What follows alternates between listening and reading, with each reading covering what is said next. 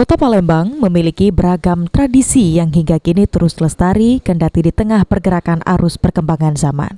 Kelestarian tradisi ini pun tak lepas dari tangan kreatif putra-putri daerah yang berkontribusi dalam menyesuaikan tradisi dengan modernisasi yang terjadi.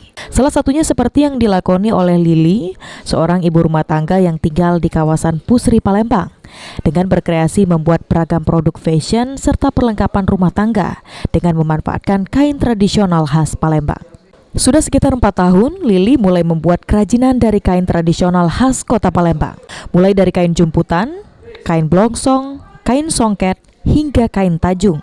Disulap oleh ibu rumah tangga yang berlatar pendidikan perawat ini menjadi beragam produk fashion modern, seperti dompet, tas pesta, tas casual, sepatu kets, tempat tisu, hingga produk lainnya dengan hanya bermodal pembelajaran melalui internet. Membuat kerajinan dari kain tradisional Palembang dilakoninya karena selain dirinya asli wong Palembang, sekaligus mempromosikan kecantikan dari kain tradisional kota Palembang. Stepnya pertama kita buat pola terus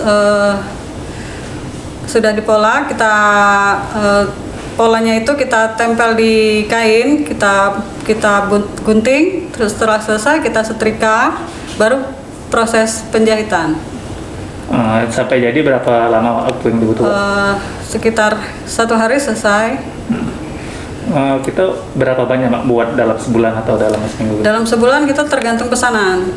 Kalau banyak bisa sampai 20-30. Sehari bisa 2-3 buah bisa. Karyanya ini cukup diminati karena dinilai pembeli menarik dan cantik. Untuk harga sendiri di kisaran ratusan ribu rupiah, sementara untuk pemasaran dirinya memanfaatkan media sosial. Sandi Pratama, PAL TV.